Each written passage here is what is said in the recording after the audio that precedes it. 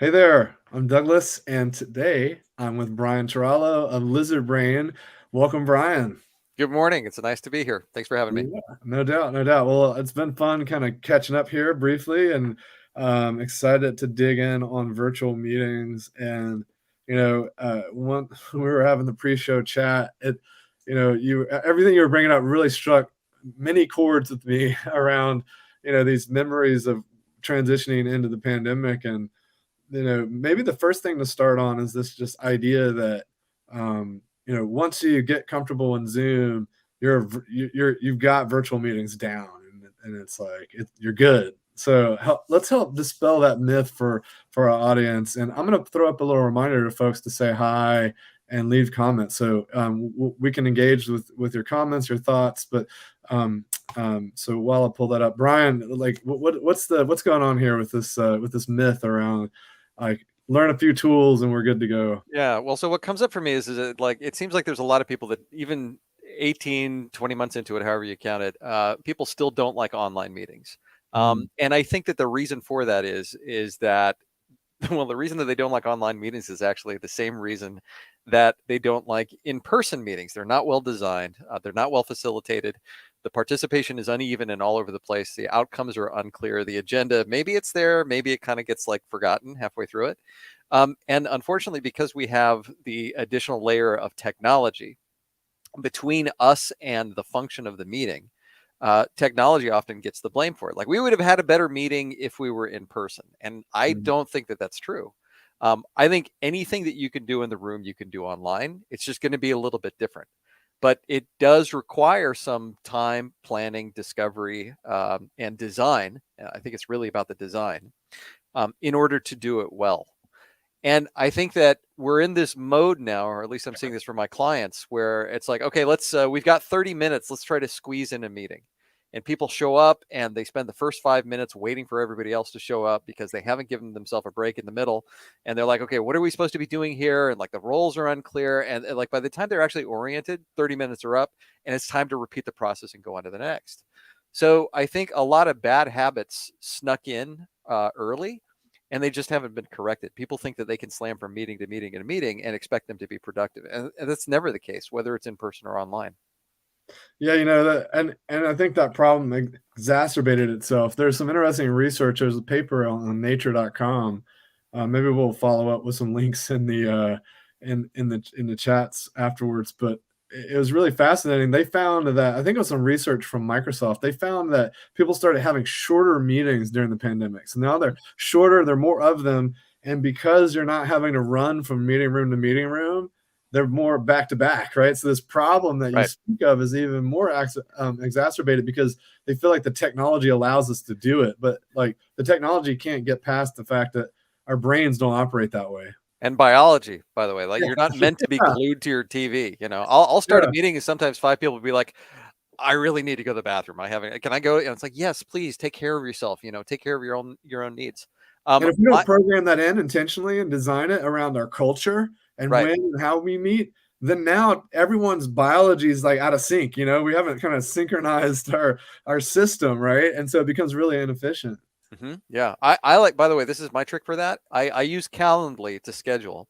And if you're going to schedule with me, you only have the option of a 45-minute meeting. That's Mm. pretty much it. Um, and so that leaves me a good 15-minute block to take care of myself, clear my mind, get ready for the next thing that's supposed to show up so that I can be present and be my best self.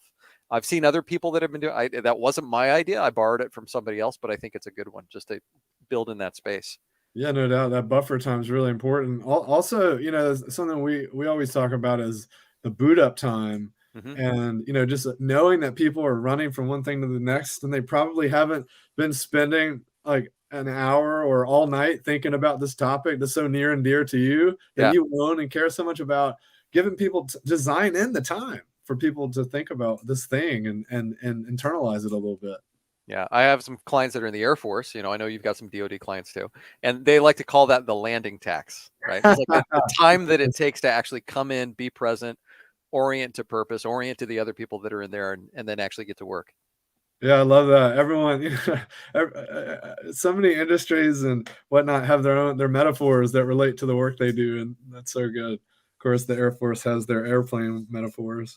So, so yeah, we've got this idea that meetings require design, and so even if it's virtual, or in person, if it's a bad meeting, it's a bad meeting, right? Yeah. So I Yeah. think to me, that's something that more people should tune into. And one thing that might be cool to hear from the comments is, how are you improving online meetings? And I made this banner, and now I'm wondering if it should have just been, how are you improving meetings? But I guess let's face it, most people are online these days.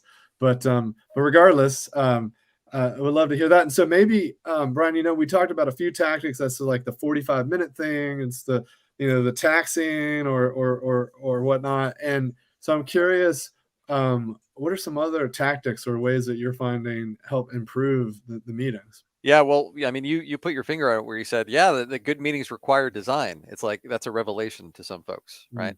Mm, I have been to several meetings where the facilitator, or I would maybe call them the organizer or the supervisor or whatever, they would say, okay, everybody knows everybody. We all know why we're here. Let's go ahead and get to work.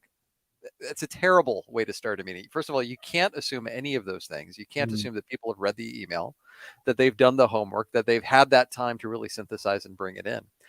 I think if the big difference between a good meeting and a bad meeting is I think you have to answer 4 questions at the very beginning. First of all, why are we here? That's sharing the outcomes. We are here to do X. If we do X, we are done. We're going to declare success. We're going to plant the flag, and we will move on. We'll be done. Second thing is, how are we going to do that? And that's answered with the agenda. Okay. We're starting at 8 o'clock. We're ending at 4 o'clock. Here are the breaks and times in between. Here is the approach that we're going to take. Here's how we're going to go from A to B to C to D. And most importantly, here's when it will end. People really want to know that. Okay. So why are we meeting? How are we going to meeting? Second, what is your role in the meeting? Now, I know most facilitators will cover the first 2, outcomes and agenda. They'll skip over the role.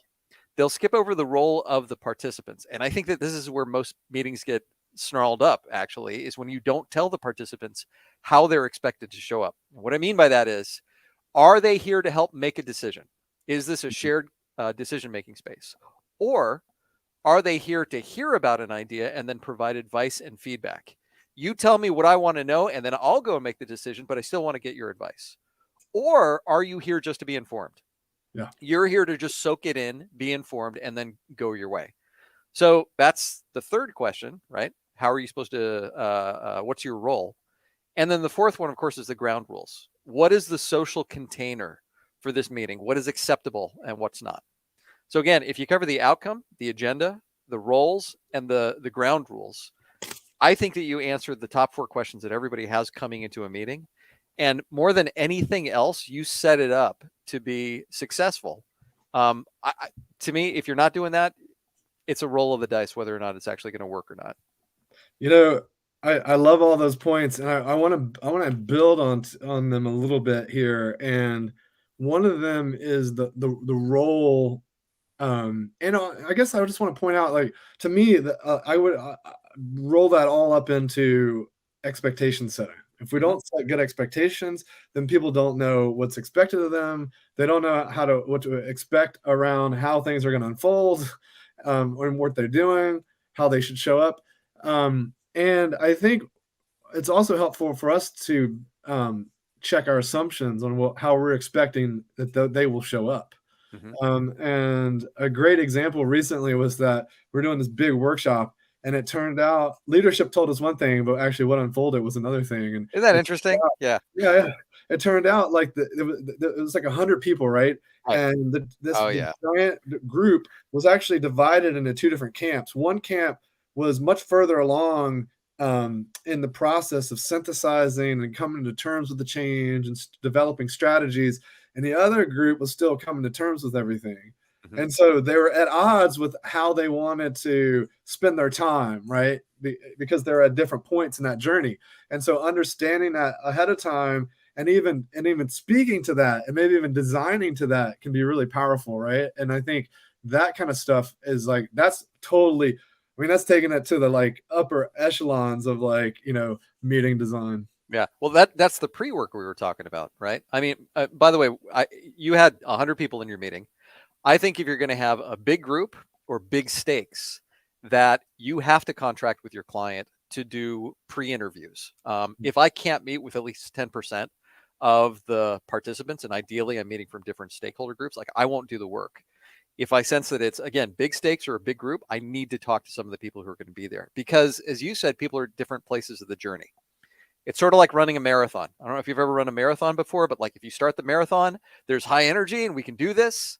And then about like a third of the way through, you're like, oh my gosh, I can't believe I'm doing this. I kind of want to quit. And then 2/3, you're like, I want to die. I don't even want to do this anymore.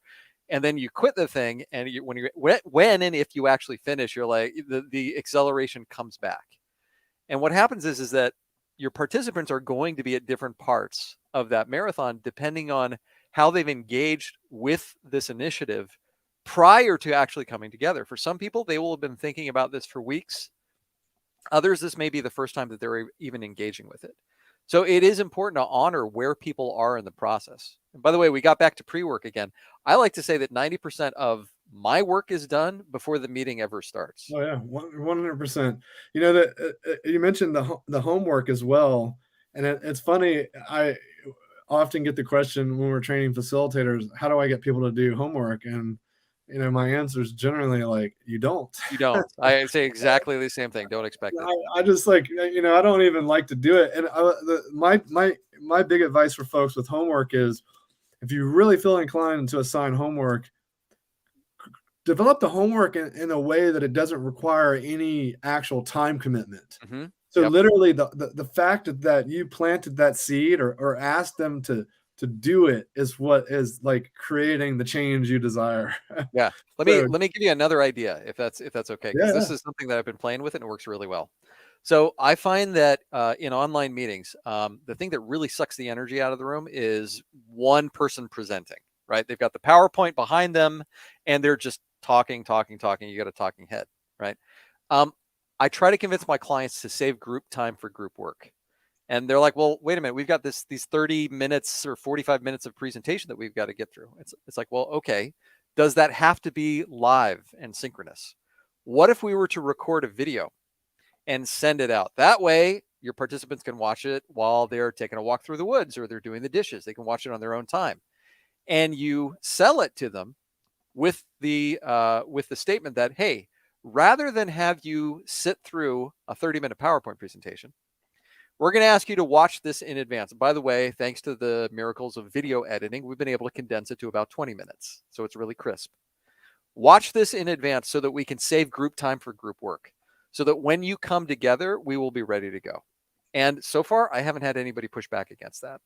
No, that's really fantastic. In fact, huge fan of Loom because it's such a, like, especially for folks that are afraid of recording video, it's such a quick way to just make a awesome piece to send out ahead of time and hey, check this out. The one thing I'll say there is, often with people's busy schedules, they don't have time to do the extra work, right? And so I just encourage folks, if asynchronous work is required, let's honor that time and make sure that people get that on their calendars, and that also that when we schedule whatever follow-on work, we leave enough buffer that they do have time to get it in. It's like, well, Absolutely. here's a video, watch this in the next 24 hours before this meeting tomorrow. Yeah, no, you can't do that to Unrealistic, people.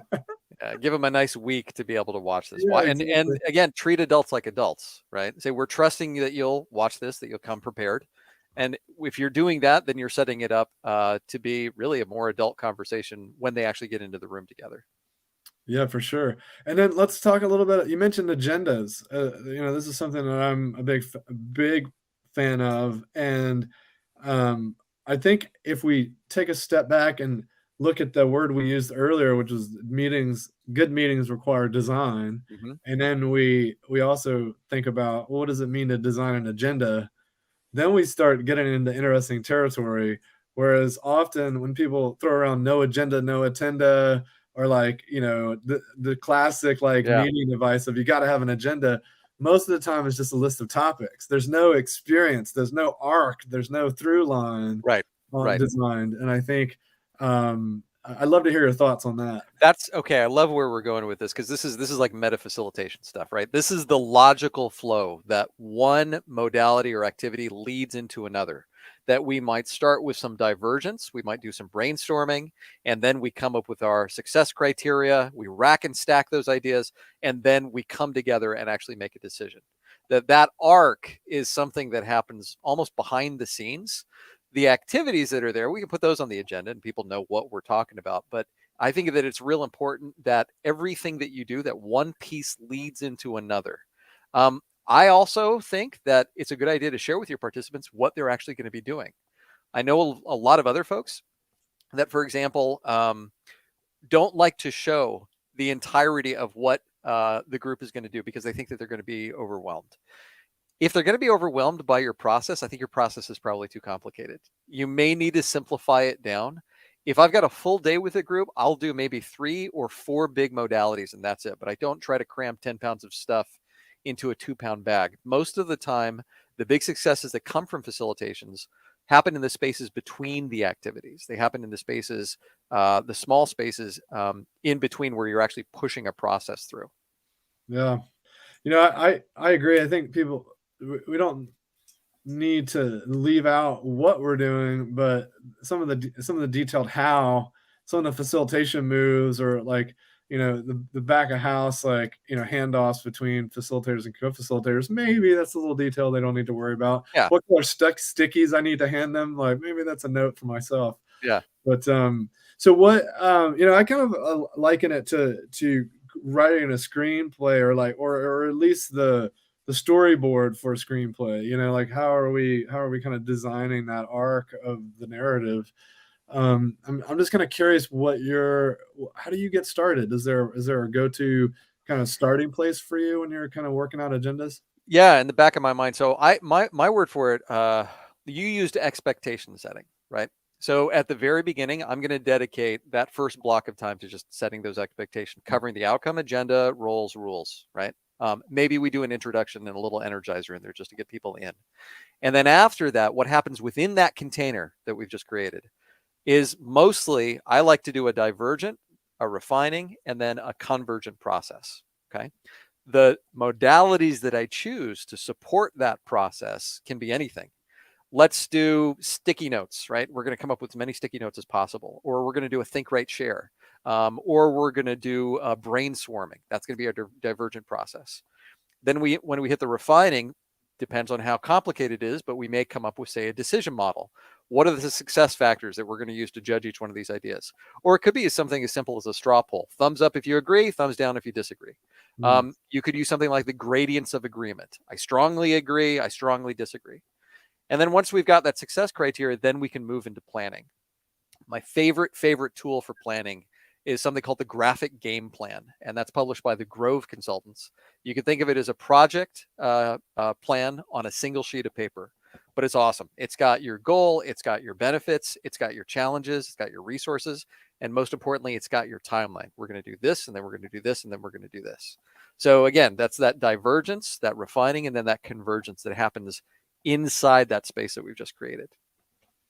I love it. I'm a big fan of open, explore, close, which it sounds like is Yeah. a similar depiction of the model you're describing. And I haven't actually a big Grove fan, but I hadn't seen the graphic game plan, so I'm gonna have to check that out. I'll send It's you one. funny, It's a lot man. of fun. There's so many tools out there. It's amazing, right?